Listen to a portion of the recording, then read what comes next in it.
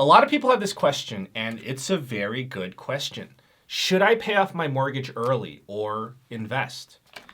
So the situation goes like this. You pay all your bills, and at the end of the month, you have extra money left over. Well, first, I just want to say congratulations, because if you're in that situation, then you are already better off than 64% of Americans that live paycheck to paycheck. Now, in this situation, you want to be financially responsible. You want to be a financial adult, and you want to know what is the better option.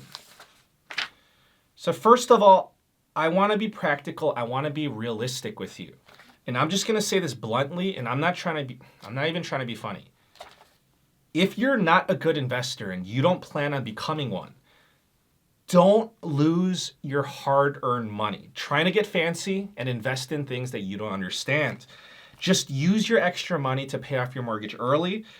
That's going to be a guaranteed, that's going to be a sure thing. That's going to be a guaranteed win for you. Nobody can screw that one up. It's going to be an automatic victory. If peace of mind is your priority, then just pay off your mortgage early. It's not going to be worth the anxiety. But if you want to know what's technically optimal from a financial perspective, then let's dig a little deeper. So here's what you need to know. The interest rate on your mortgage, that's going to be a key factor. So I'm going to give you an example. Let's say the interest rate on your mortgage is 3%. If you send in extra money to pay down your mortgage early, then you're basically going to be earning 3% on the money that you send in this example. So for example, let's say that you have an extra $100 just laying around. You send in that extra $100 to pay down your mortgage. If the interest rate on your mortgage is 3%, then you're going to save $3 in interest. A dollar saved is a dollar earned. So essentially, you earned $3 with that $100. Now, let's say that you're thinking about the alternative. You're thinking about using the extra $100 that you have to invest it rather than sending in that $100 to pay off your mortgage early. So if you're thinking about using that $100 and investing it instead, then you need to earn more than 3% on your money to come out ahead. Otherwise, you would have been better off just taking that $100 and using that to pay down your mortgage, because you would have got a rate of return of 3%. So basically, if you're going to invest your money, then you need to get a rate of return on your investment that is greater than the interest rate on your mortgage. And keep in mind, we're talking about after taxes. If you have a high interest rate on your mortgage, understandably, it's going to be so much more challenging to come out ahead by investing your money. So for example, if the interest rate on your mortgage is 6%, then any extra money that you send in to pay down your mortgage, it's going to be like that money is earning you 6%. So that's considered pretty good.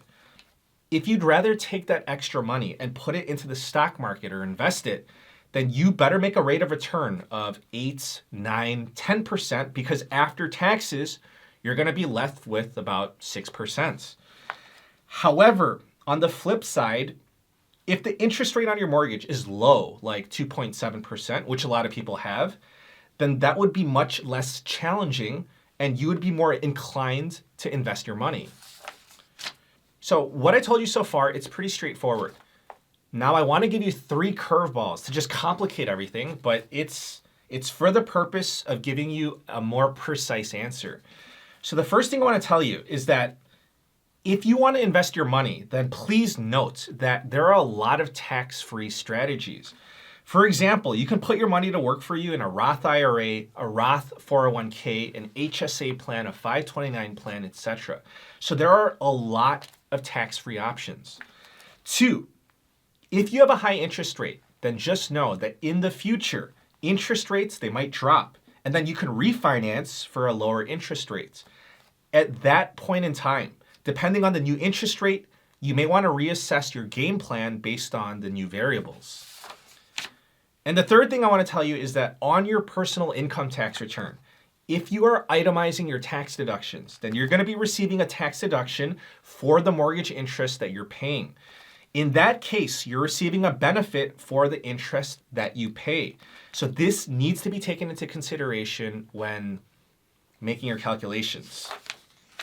Now, let me give you a recap of the key takeaways, and then I'm going to give you some advice. So the recap is that conditions would be more optimal for you to invest your money if you have a low interest rate on your mortgage, if you're a savvy investor, and if you have the risk appetite to do so. Conditions would be more optimal for you to use your money to pay down your mortgage if you have a high interest rate on your mortgage, if you're not good at investing, and your risk tolerance is low. If you're leaning towards paying off your mortgage early, I'm going to give you some tips. The first tip is a mortgage is a loan. If you have another loan with a higher interest rate, then you're going to want to focus on that loan first. You're going to want to use the extra money towards paying off that debt. So for example, if you have a credit card with a balance and that balance is getting charged an interest rate of 20%, then you should prioritize paying off that one first. So here's tip number 2. You're thinking about paying off your mortgage early because you have extra cash. You don't want that extra cash just sitting around doing nothing because inflation is just going to eat away at it. It's going to reduce your purchasing power on that money. However, I understand that, but I would still highly recommend having an emergency fund. So it doesn't have to be a gigantic amount, but I'm just saying that my recommendation is just to have some money set aside, some extra money, just set aside for emergencies. So a lot of people with money, so people have money, and those people, they don't have an emergency fund because they have the mentality that if they have an emergency, then they're just going to liquidate some of their stocks, liquidate some of their cryptos or whatever investments. However, a lot of times when you're in that situation, you're going to be forced to sell your positions at a really bad time. And it could be when the market crashes. It could be at a time where you don't want to sell your position, and it's going to force you to trigger a realized loss. And tip number 3 is that most people, they pay their mortgages once a month, but you can switch your payment frequency from monthly to bi-weekly. If you do bi-weekly, then you're going to pay down your mortgage faster by up to even 8 years. So that's going to save you a lot of money on interest, of course. If you pay bi-weekly, then in a given year, you're basically squeezing in an extra 1 month of payments compared to paying monthly. So this small change, it would make you a big difference. And I want to end with 2 things. The first one is, if you're going to invest your extra money, so if you're going to take the investing routes, I'm highly recommending to you that you take advantage of the tax-free options. So as I mentioned, there's the Roth IRA, the Roth 401k, HSAs, 529 plans, etc. So those are available to you, and I will tell you that those are game changers. It's because the tax-free compounding effects, it's going to be a game changer for you, especially if it's over the course of many, many years. And there's nothing wrong. So there's nothing wrong with having a taxable, just a regular brokerage account. But again, I mean, the tax benefits, they just cannot be ignored. And the last thing that I want to say about this question of should I pay off my mortgage early or invest the money? My answer is that there is no correct answer. It just depends on your situation. Even if you have a low interest rate, let's just say 2.7%, you could probably easily beat that by just putting your money into the stock markets. Even if you don't know anything about stocks, you could just buy an index fund, you could buy a mutual fund, you could probably easily beat 2.7% in the long run.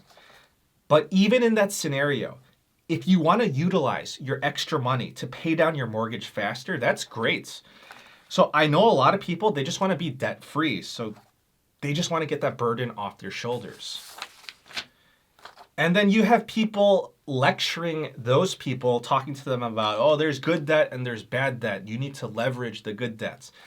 So some people need that lecture. They need that information. However, a lot of people, they already know that, and they just want peace of mind. That is more important to them.